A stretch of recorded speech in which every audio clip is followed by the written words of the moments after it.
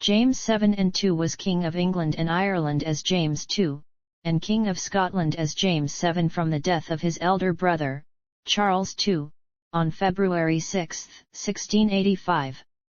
He was deposed in the Glorious Revolution of 1688. He was the last Catholic monarch of England, Scotland, and Ireland. His reign is now remembered primarily for conflicts over religious tolerance, but it also involved struggles over the principles of absolutism and the divine right of kings. His deposition ended a century of political and civil strife in England by confirming the primacy of the English Parliament over the Crown. James inherited the thrones of England, Ireland, and Scotland from his brother with widespread support in all three countries, largely because the principles of eligibility based on divine right and birth were widely accepted. Tolerance of his personal Catholicism did not extend to tolerance of Catholicism in general, and the English and Scottish parliaments refused to pass his measures. When James attempted to impose them by decree, this was met with opposition. Some academics have however argued that it was a political principle, rather than a religious one, that ultimately led to his removal. In June 1688, two events turned dissent into a crisis. The first, on June 10, was the birth of James's son and heir James Francis Edward, which raised the prospect of initiating a Roman Catholic dynasty and excluding his Anglican daughter Mary and her Protestant husband William III of Orange. The second was the prosecution of the 7 bishops for seditious libel. This was viewed as an assault on the Church of England, and their acquittal on June 30 destroyed his political authority in England. The anti-Catholic riots in England and Scotland that ensued led to a general feeling that only his removal from the throne could prevent a civil war. Leading members of the English political class invited William of Orange to assume the English throne. After he landed in Brixham on November 5, 1688, James's army deserted, and he went into exile in France on December 23. In February 1689, a special convention parliament held that the king had vacated the English throne and installed William and Mary as joint monarchs, thereby establishing the principle that sovereignty derived from parliament, not birth. James landed in Ireland on March 14, 1689 in an attempt to recover his kingdoms, but, despite a simultaneous rising in Scotland, in April a Scottish convention followed that of England, both finding that James had forfeited the throne and offered it to William and Mary. After his defeat at the Battle of the Boyne in July 1690, James returned to France, where he spent the rest of his life in exile at Saint-Germain, protected by Louis XIV. His opponents often portrayed him as an absolutist tyrant. By contrast, beginning in the 20th century, some historians praised him for advocating religious tolerance. More recent scholarship has tended to take a middle ground between these views. Early life. Birth. James, the second surviving son of King Charles I and his wife, Henrietta Maria of France, was born at St. James's Palace in London on October 14, 1633. Later that same year, he was baptized by William Laud, the Anglican Archbishop of Canterbury. He was educated by private tutors, along with his older brother, the future King Charles II, and the two sons of the Duke of Buckingham, George and Francis Villiers. At the age of 3, James was appointed Lord High Admiral. The position was initially honorary, but became a substantive office after the Restoration. When James was an adult, he was designated Duke of York at birth, invested with the Order of the Garter in 1642, and formally created Duke of York in January 1644. Wars of the Three Kingdoms. In August 1642, long-running political disputes between Charles I and his opponents in Parliament led to the First English Civil War. James and his brother Charles were present at the Battle of Edgehill in October and narrowly escaped capture by parliamentarian cavalry. He spent most of the next 4 years in the Royalist wartime capital of Oxford, where he was made a Master of Arts by the University on November 1, 1642 and served as colonel of a volunteer regiment of foot. Following its surrender in June 1646, James was taken to London and held with his younger siblings Henry, Elizabeth, and Henrietta in St. James's Palace. Frustrated by their inability to agree terms with Charles I and with his brother Charles out of reach in France, Parliament considered making James king. As a result, he was ordered by his father to escape. With the help of Joseph Bamfield, in April 1648 he successfully evaded his guards and crossed the North Sea to The Hague. Following their victory in the 1648 Second English Civil War, Parliament ordered the execution of Charles I in January 1649. The Covenanter regime proclaimed Charles II King of Scotland, and after lengthy negotiations agreed to provide troops to restore him to the English throne. The invasion ended in defeat at Worcester in September 1651. Although Charles managed to escape capture and return to the exiled court in Paris, the royalist cause appeared hopeless. Exile in France. Like his brother, James sought refuge in France, serving in the French army under Turenne against the Fronde, and later against their Spanish allies. In the French army James had his first true experience of battle where, according to one observer, he ventures himself in Chargeth gallantly where anything is to be done. Turenne's favour led to James being given command of a captured Irish regiment in December 1652, and being appointed lieutenant general in 1654. In the meantime, Charles was attempting to reclaim his throne, but France, although hosting the exiles, had allied itself with Oliver Cromwell. In 1656, Charles turned instead to Spain, an enemy of France, for support, and an alliance was made. In consequence, James was expelled from France and forced to leave Turenne's army. James quarrelled with his brother over the diplomatic choice of Spain over France. Exiled and poor, there was little that either Charles or James could do about the wider political situation, and James ultimately travelled to Bruges and joined the Spanish army under the Prince of Conde in Flanders, where he was given command as Captain General of 6 regiments of British volunteers and fought against his former French comrades at the Battle of the Dunes. During his service in the Spanish army, James became friendly with 2 Irish Catholic brothers in the Royalist entourage, Peter and Richard Talbot, and became somewhat estranged from his brother's Anglican advisers. In 1659, the French and Spanish made peace. James, doubtful of his brother's chances of regaining the throne, considered taking a Spanish offer to be an admiral in their navy. Ultimately, he declined the position. By the next year the situation in England had changed, and Charles II was proclaimed king. Restoration. First marriage. After the collapse of the Commonwealth in 1660, Charles II was restored to the English throne. Although James was the heir presumptive, it seemed unlikely that he would inherit the crown, as Charles was still a young man capable of fathering children. On December 31, 1660, following his brother's restoration, James was created Duke of Albany in Scotland, to go along with his English title, Duke of York. Upon his return to England, James prompted an immediate controversy by announcing his engagement to Anne Hyde, the daughter of Charles's chief minister, Edward Hyde. In 1659, while trying to seduce her, James promised he would marry Anne. Anne became pregnant in 1660, but following the Restoration and James's return to power, no one at the royal court expected a prince to marry a commoner, no matter what he had pledged beforehand. Although nearly everyone, including Anne's father, urged the two not to marry, the couple married secretly, then went through an official marriage ceremony on September 3, 1660 in London. Their first child, Charles, was born less than 2 months later, but died in infancy, as did 5 further children.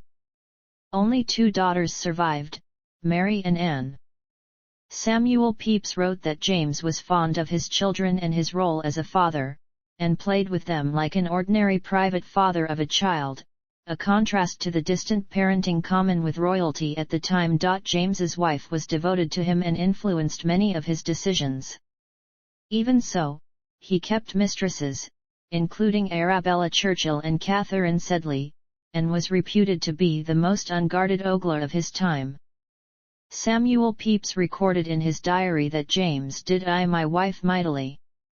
James's taste in women was often maligned, with Gilbert Burnet famously remarking that James's mistresses must have been given him by his priests as a penance. Anne Hyde died in 1671. Military and political offices. After the Restoration, James was confirmed as Lord High Admiral, an office that carried with it the subsidiary appointments of Governor of Portsmouth and Lord Warden of the Cinque Ports.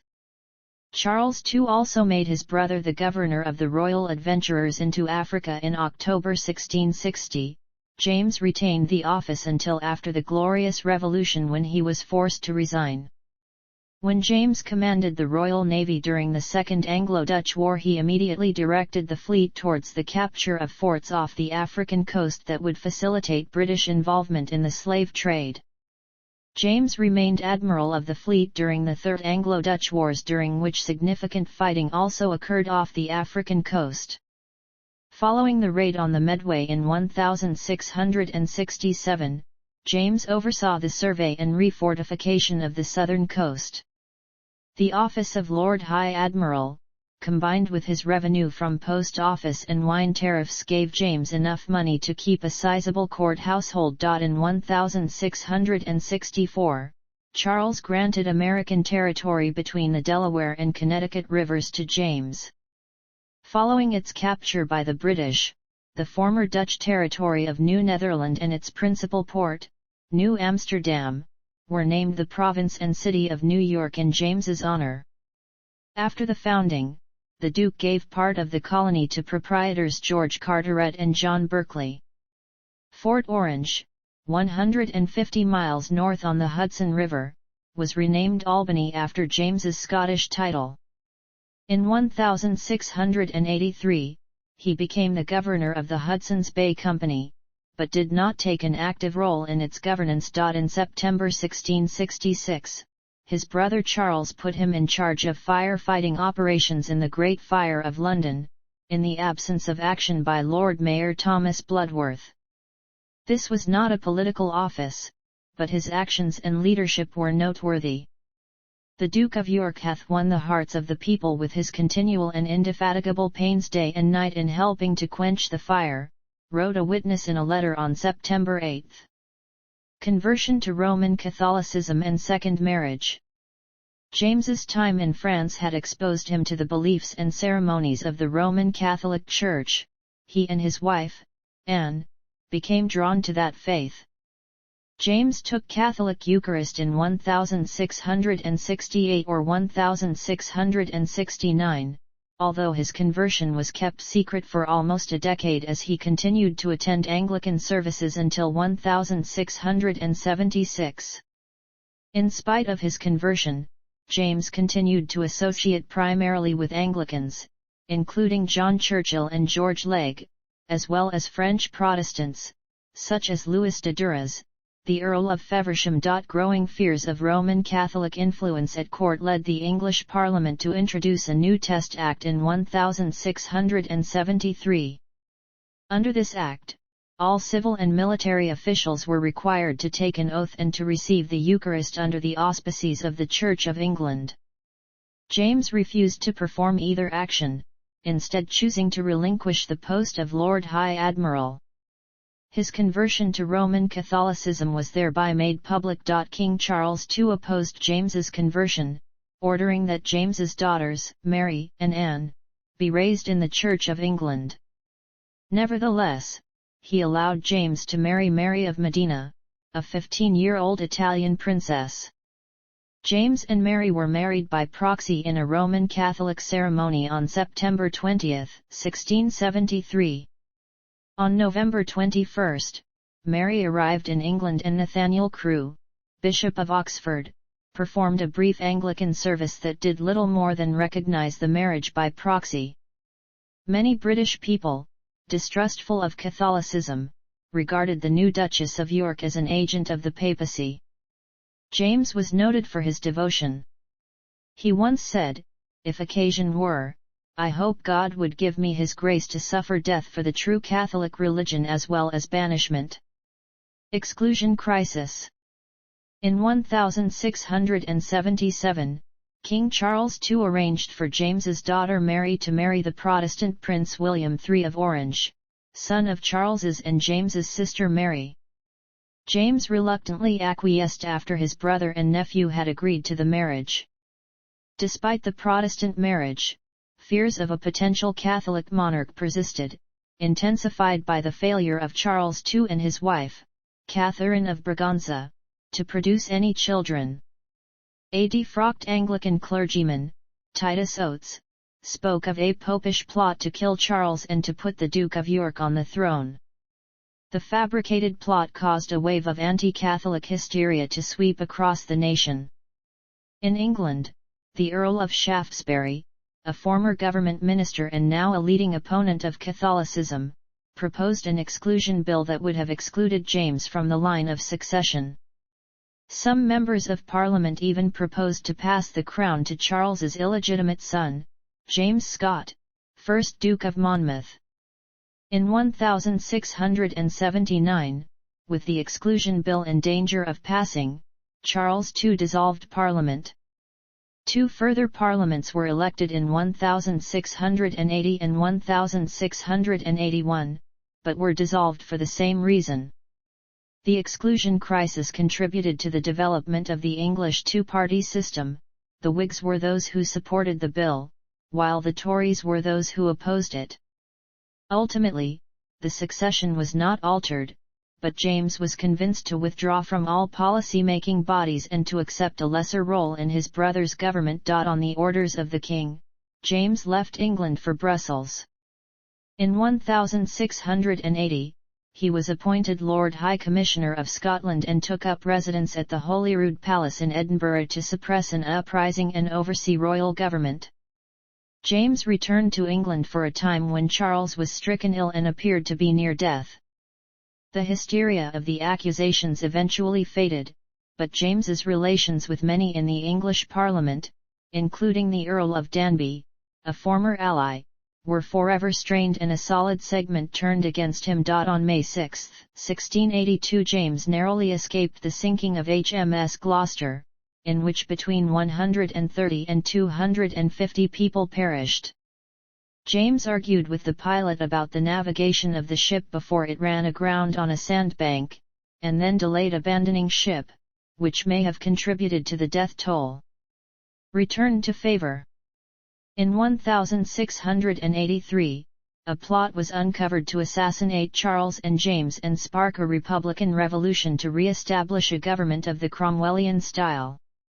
The conspiracy, known as the Rye House Plot, backfired upon its conspirators and provoked a wave of sympathy for the king and James.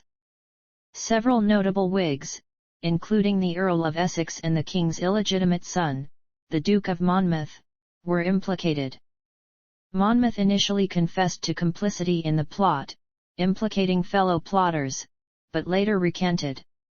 Essex committed suicide and Monmouth, along with several others, was obliged to flee into continental exile. Charles reacted to the plot by increasing repression of Whigs and dissenters. Taking advantage of James's rebounding popularity, Charles invited him back onto the Privy Council in 1684. While some in the English Parliament remained wary of the possibility of a Roman Catholic king, the threat of excluding James from the throne had passed. Reign. Accession to the throne. Charles died in 1685 from apoplexy after converting to Catholicism on his deathbed. Having no legitimate children, Charles was succeeded by his brother James, who reigned in England and Ireland as James II, and in Scotland as James VII. There was little initial opposition to his accession, and there were widespread reports of public rejoicing at the orderly succession. James wanted to proceed quickly to the coronation. James and Mary were crowned at Westminster Abbey on April 23, 1685. The new Parliament that assembled in May 1685, which gained the name of Loyal Parliament, was initially favourable to James, and the new king sent word that even most of the former exclusionists would be forgiven if they acquiesced to his rule. Most of Charles's officers continued in office, the exceptions being the promotion of James's brothers-in-law, the Earls of Clarendon and Rochester, and the demotion of Halifax. Parliament granted James a generous life income, including all of the proceeds of tonnage and poundage and the customs duties. James worked harder as king than his brother had, but was less willing to compromise when his advisers disagreed. 2 rebellions. Soon after becoming king, James faced a rebellion in southern England led by his nephew, the Duke of Monmouth, and another rebellion in Scotland led by Archibald Campbell, the Earl of Argyll. Monmouth and Argyll both began their expeditions from Holland, where James's nephew and son-in-law, the Prince of Orange, had neglected to detain them or put a stop to their recruitment efforts. Argyll sailed to Scotland and, on arriving there, raised recruits mainly from his own clan, the Campbells. The rebellion was quickly crushed, and Argyll was captured at Inchinnan on June 18, 1685. Having arrived with fewer than 300 men and unable to convince many more to flock to his standard, he never posed a credible threat to James. Argyll was taken as a prisoner to Edinburgh. A new trial was not commenced because Argyll had previously been tried and sentenced to death. The king confirmed the earlier death sentence and ordered that it be carried out within 3 days of receiving the confirmation. Monmouth's rebellion was coordinated with Argyll's, but was more dangerous to James. Monmouth had proclaimed himself king at Lyme Regis on June 11. He attempted to raise recruits but was unable to gather enough rebels to defeat even James's small standing army. Monmouth's rebellion attacked the king's forces at night, in an attempt at surprise, but was defeated at the Battle of Sedgemoor. The king's forces, led by Feversham and Churchill, quickly dispersed the ill-prepared rebels. Monmouth was captured and later executed at the Tower of London on July 15. The king's judges, most notably, George Jeffreys, condemned many of the rebels to transportation and indentured servitude in the West Indies in a series of trials that came to be known as the Bloody Assizes. Around 250 of the rebels were executed. While both rebellions were defeated easily, they hardened James's resolve against his enemies and increased his suspicion of the Dutch. Religious liberty and dispensing power. To protect himself from further rebellions, James sought safety by enlarging his standing army. This alarmed his subjects, not only because of the trouble soldiers caused in the towns, but because it was against the English tradition to keep a professional army in peacetime. Even more alarming to Parliament was James's use of his dispensing power to allow Roman Catholics to command several regiments without having to take the oath mandated by the Test Act. When even the previously supportive Parliament objected to these measures, James ordered Parliament prorogued in November 1685, never to meet again in his reign. In the beginning of 1686, 2 papers were found in Charles II's strong box in his closet, in his own hand, stating the arguments for Catholicism over Protestantism. James published these papers with a declaration signed by his sign manual and challenged the Archbishop of Canterbury and the whole Anglican episcopal bench to refute Charles's arguments. "Let me have a solid answer, and in a gentlemanlike style, and it may have the effect which you so much desire of bringing me over to your church." The Archbishop refused on the grounds of respect for the late king. James advocated repeal of the penal laws in all 3 of his kingdoms, but in the early years of his reign he refused to allow those dissenters who did not petition for relief to receive it. James sent a letter to the Scottish Parliament at its opening in 1685, declaring his wish for new penal laws against refractory Presbyterians and lamented that he was not there in person to promote such a law. In response, the Parliament passed an act that stated, whoever should preach in a conventicle under a roof, or should attend, either as preacher or as a hearer, a conventicle in the open air, should be punished with death and confiscation of property.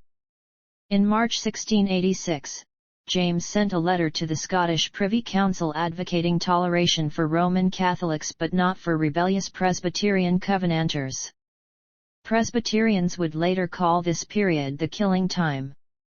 James allowed Roman Catholics to occupy the highest offices of his kingdoms, and received at his court the papal nuncio, Ferdinando de Ata, the first representative from Rome to London since the reign of Mary I. Edward Petter, James's Jesuit confessor, was a particular object of Anglican ire.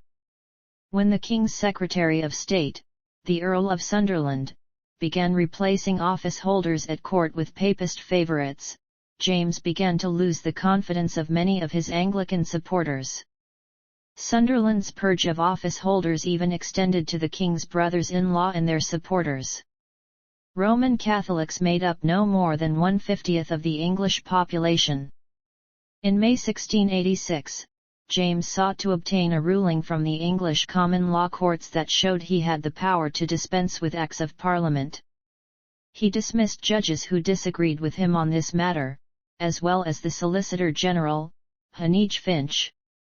The case of Gauden v. Hales affirmed his dispensing power, with 11 out of the 12 judges ruling in the king's favour. In 1687, James issued the Declaration of Indulgence, also known as the Declaration for Liberty of Conscience, in which he used his dispensing power to negate the effect of laws punishing both Roman Catholics and Protestant dissenters. In the summer of 1687 he attempted to increase support for his tolerationist policy by a speaking tour of the western counties of England. As part of this tour, he gave a speech at Chester in which he said, "Suppose there should be a law made that all black men should be imprisoned, it would be unreasonable, and we had as little reason to quarrel with other men for being of different opinions as for being of different complexions." At the same time, James provided partial toleration in Scotland, using his dispensing power to grant relief to Roman Catholics and partial relief to Presbyterians. In 1688, James ordered the declaration read from the pulpits of every Anglican church, further alienating the Anglican bishops against the supreme governor of their church.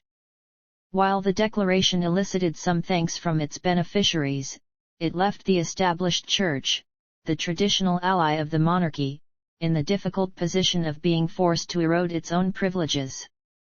James provoked further opposition by attempting to reduce the Anglican monopoly on education. At the University of Oxford, he offended Anglicans by allowing Roman Catholics to hold important positions in Christ Church and University College, two of Oxford's largest colleges. He also attempted to force the Fellows of Magdalen College to elect as their president Anthony Farmer, a man of generally ill repute who was believed to be a Roman Catholic, which was seen as a violation of the Fellows' right to elect someone of their own choosing. In 1687, James prepared to pack Parliament with his supporters, so that it would repeal the Test Act and the penal laws. James was convinced by addresses from dissenters that he had their support and so could dispense with relying on Tories and Anglicans. He instituted a wholesale purge of those in offices under the Crown opposed to his plan, appointing new Lord Lieutenants of counties and remodelling the corporations governing towns and livery companies. In October, James gave orders for the Lord Lieutenants to provide 3 standard questions to all justices of the peace. 1. Would they consent to the repeal of the Test Act and the penal laws? 2. Would they assist candidates who would do so? 3. Would they accept the Declaration of Indulgence? During the first 3 months of 1688, hundreds of those who gave negative replies to those questions were dismissed. Corporations were purged by agents, known as the regulators, who were given wide discretionary powers, in an attempt to create a permanent royal electoral machine. Most of the regulators were Baptists, and the new town officials that they recommended included Quakers, Baptists, Congregationalists, Presbyterians, and Roman Catholics, as well as Anglicans. Finally, on August 24, 1688, James ordered the issue of writs for a general election. However, upon realizing in September that William of Orange was going to land in England, James withdrew the writs and subsequently wrote to the Lord Lieutenants to inquire over allegations of abuses committed during the regulations and election preparations, as part of the concessions he made to win support. Deposition and the Glorious Revolution. In April 1688, James reissued the Declaration of Indulgence, subsequently ordering Anglican clergy to read it in their churches. When 7 bishops, including the Archbishop of Canterbury, submitted a petition requesting the reconsideration of the king's religious policies, they were arrested and tried for seditious libel. Public alarm increased when Queen Mary gave birth to a Roman Catholic son and heir, James Francis Edward, on June 10 that year. When James's only possible successors were his 2 Protestant daughters, Anglicans could see his pro-Catholic policies as a temporary phenomenon, but when the prince's birth opened the possibility of a permanent Roman Catholic dynasty, such men had to reconsider their position. Threatened by a Roman Catholic dynasty, several influential Protestants claimed the child was supposititious and had been smuggled into the Queen's bedchamber in a warming pan. They had already entered into negotiations with the Prince of Orange when it became known the Queen was pregnant, and the birth of a son reinforced their convictions. On June 30, 1688, a group of 7 Protestant nobles invited William, Prince of Orange, to come to England with an army. By September, it had become clear that William sought to invade. Believing that his own army would be adequate, James refused the assistance of King Louis XIV of France, fearing that the English would oppose French intervention. When William arrived on November 5, 1688, many Protestant officers, including Churchill, defected and joined William, as did James's own daughter, Anne. James lost his nerve and declined to attack the invading army, despite his army's numerical superiority. On December 11, James tried to flee to France, first throwing the Great Seal of the realm into the River Thames. He was captured in Kent. Later, he was released and placed under Dutch protective guard. Having no desire to make James a martyr, William let him escape on December 23. James was received by his cousin and ally, Louis XIV, who offered him a palace and a pension. William summoned a convention parliament to decide how to handle James's flight. It convened on January 22, 1689. While the Parliament refused to depose him, they declared that James, having fled to France and dropped the Great Seal into the Thames, had effectively abdicated, and that the throne had thereby become vacant. To fill this vacancy, James's daughter Mary was declared queen. She was to rule jointly with her husband William, who would be king. On April 11, 1689, the Parliament of Scotland declared James to have forfeited the throne of Scotland as well.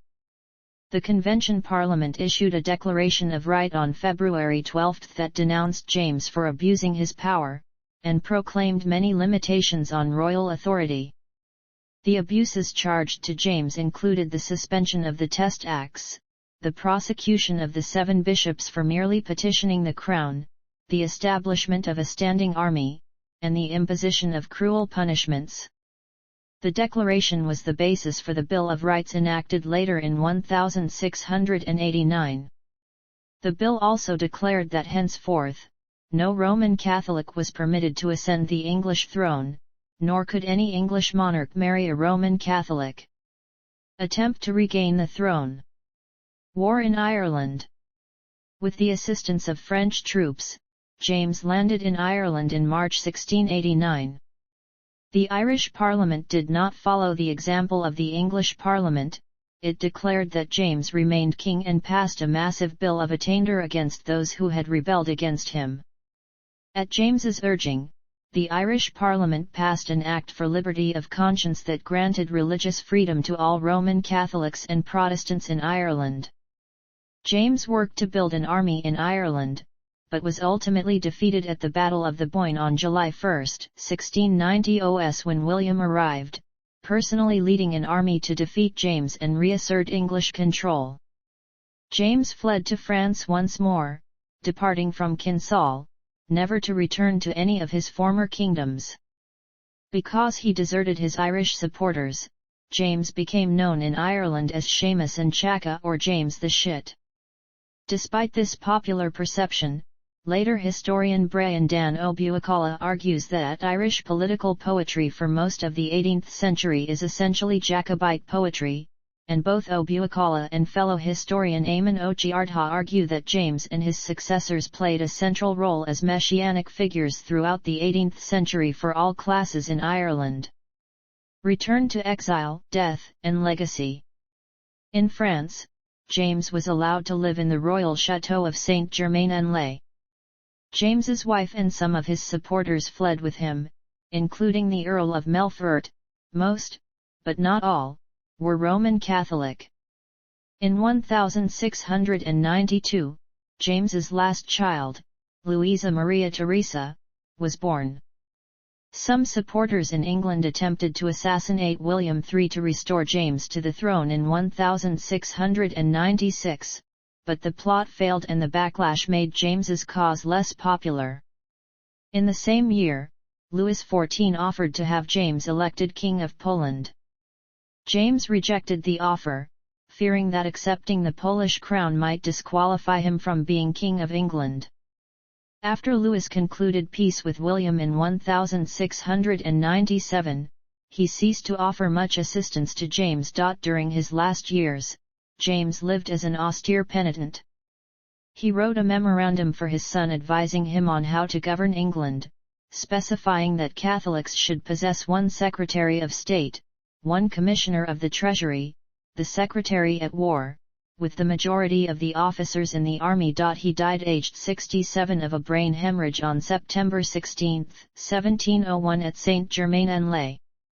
James's heart was placed in a silver gilt locket and given to the convent at Chaillot, and his brain was placed in a lead casket and given to the Scots College in Paris.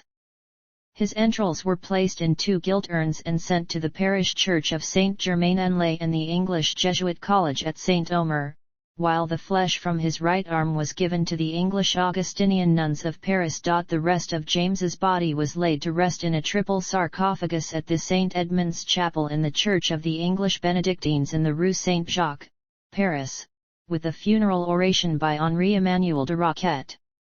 James was not buried, but put in one of the side chapels. Lights were kept burning round his coffin until the French Revolution. In 1734, the Archbishop of Paris heard evidence to support James's canonization, but nothing came of it. During the French Revolution, James's tomb was raided. Later Hanover succession. James's younger daughter Anne succeeded when William died in 1702.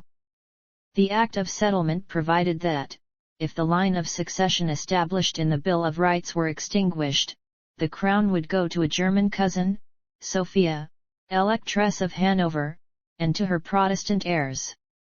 Sophia was a granddaughter of James VI and I through his eldest daughter, Elizabeth Stuart, the sister of Charles I. Thus, when Anne died in 1714, she was succeeded by George I, Sophia's son, the Elector of Hanover and Anne's second cousin. Subsequent uprisings and pretenders.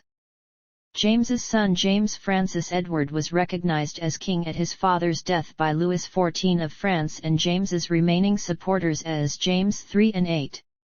He led a rising in Scotland in 1715 shortly after George I's accession, but was defeated. Jacobites rose again in 1745 led by Charles Edward Stuart, James II's grandson, and were again defeated. The risings were the last serious attempts to restore the Stuart dynasty. Charles's claims passed to his younger brother Henry Benedict Stuart, the Dean of the College of Cardinals of the Roman Catholic Church. Henry was the last of James II's legitimate descendants, and no relative has publicly acknowledged the Jacobite claim since his death in 1807. Historiography. Historical analysis of James II has been somewhat revised since Whig historians, led by Lord Macaulay, cast James as a cruel absolutist and his reign as tyranny which approached to insanity. Subsequent scholars, such as G. M. Trevelyan and David Ogg, while more balanced than Macaulay, still characterized James as a tyrant, his attempts at religious tolerance as a fraud, and his reign as an aberration in the course of British history. In 1892, A. W. Ward wrote for the Dictionary of National Biography that James was obviously a political and religious bigot, although never devoid of a vein of patriotic sentiment. His conversion to the Church of Rome made the emancipation of his fellow Catholics in the first instance, and the recovery of England for Catholicism in the second, the governing objects of his policy. Hilaire Belloc, a writer and Catholic apologist, broke with this tradition in 1928, casting James as an honorable man and a true advocate for freedom of conscience, and his enemies men in the small clique of great fortunes, which destroyed the ancient monarchy of the English. However, he observed that James concluded the Catholic Church to be the sole authoritative voice on earth, and thenceforward, he not only stood firm against surrender but on no single occasion contemplated the least compromise or by a word would modify the impression made. By the 1960s and 1970s, Maurice Ashley and Stuart Prall began to reconsider James's motives in granting religious toleration, while still taking note of James's autocratic rule. Modern historians have moved away from the school of thought that preached the continuous march of progress and democracy, Ashley contending that history is, after all, the story of human beings and individuals, as well as of the classes and the masses. He cast James II and William III as men of ideals as well as human weaknesses. John Miller, writing in 2000, accepted the claims of James's absolutism, but argued that his main concern was to secure religious liberty and civil equality for Catholics. Any absolutist methods were essentially means to that end. In 2004, W. A. Speck wrote in the New Oxford Dictionary of National Biography that James was genuinely committed to religious toleration, but also sought to increase the power of the crown. He added that, unlike the government of the Netherlands, James was too autocratic to combine freedom of conscience with popular government. He resisted any check on the monarch's power. That is why his heart was not in the concessions he had to make in 1688. He would rather live in exile with his principles intact than continue to reign as a limited monarch. Tim Harris's conclusions from his 2006 book summarized the ambivalence of modern scholarship towards James II. The jury will doubtless remain out on James for a long time. Was he an egotistical bigot, a tyrant who rode roughshod over the will of the vast majority of his subjects, simply naive, or even perhaps plain stupid, unable to appreciate the realities of political power? Or was he a well-intentioned and even enlightened ruler, an enlightened despot well ahead of his time, perhaps who was merely trying to do what he thought was best for his subjects? In 2009, Stephen Pincus confronted that scholarly ambivalence in 1688, The First Modern Revolution. Pincus claims that James's reign must be understood within a context of economic change and European politics, and makes two major assertions about James II. The first of these is that James purposefully followed the French Sun King, Louis XIV, in trying to create a modern Catholic polity. This involved not only trying to Catholicize England, but also creating a modern, centralizing, an extremely bureaucratic state apparatus. The second is that James was undone in 1688 far less by Protestant reaction against Catholicization than by nationwide hostile reaction against his intrusive bureaucratic state and taxation apparatus, expressed in massive popular support for William of Orange's armed invasion of England. Pincus presents James as neither naive nor stupid nor egotistical.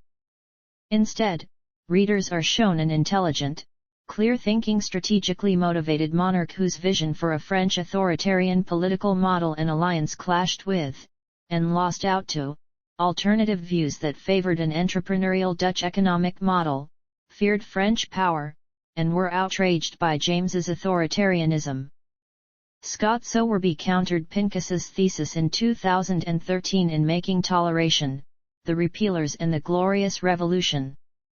He noted that English taxes remained low during James II's reign, at about 4% of the English national income, and thus it was unlikely that James could have built a bureaucratic state on the model of Louis XIV's France, where taxes were at least twice as high as a proportion of GDP.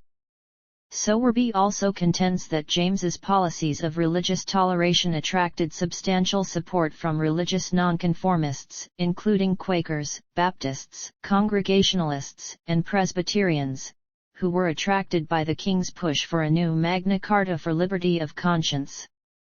The king was overthrown, in Sowerby's view, largely because of fears among the Dutch and English elites that James might be aligning himself with Louis XIV in a supposed Holy League to destroy Protestantism across Northern Europe. Sowerby presents James's reign as a struggle between those who believed that the king was sincerely devoted to liberty of conscience and those who were skeptical of the king's espousals of toleration and believed that he had a hidden agenda to overthrow English Protestantism. Titles, styles, honors, and arms. Titles and styles. October 14, 1633 – February 6, 1685, the Duke of York. May 10, 1659 – February 6, 1685, the Earl of Ulster. December 31, 1660 – February 6, 1685, the Duke of Albany. February 6, 1685 – December 23, 1688, His Majesty the King. The official style of James in England was James II, by the grace of God, King of England, Scotland, France, and Ireland, Defender of the Faith, etc. The claim to France was only nominal, and was asserted by every English king from Edward III to George III, regardless of the amount of French territory actually controlled. In Scotland, he was James VII, by the grace of God, King of Scotland, England, France, and Ireland, Defender of the Faith, etc. James was created Duke of Normandy by King Louis XIV of France on December 31, 1660.